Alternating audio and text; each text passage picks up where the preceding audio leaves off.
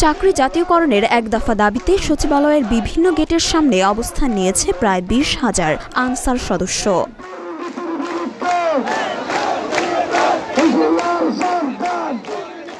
রোববার সচিবালয়ে বিভিন্ন গেট, ওসমান উদ্যান, জাতীয় প্রেস ক্লাব এবং এর আশেপাশের এলাকাগুলোতে তাদের অবস্থান নিতে দেখা গেছে।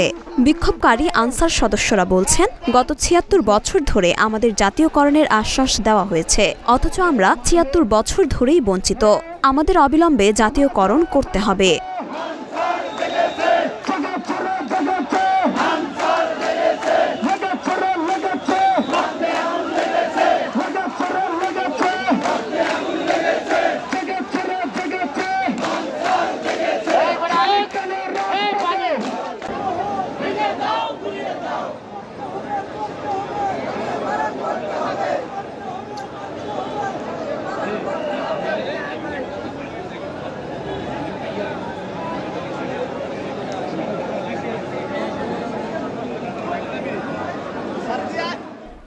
মরিয়ম মিম, ঢাকা পোস্ট।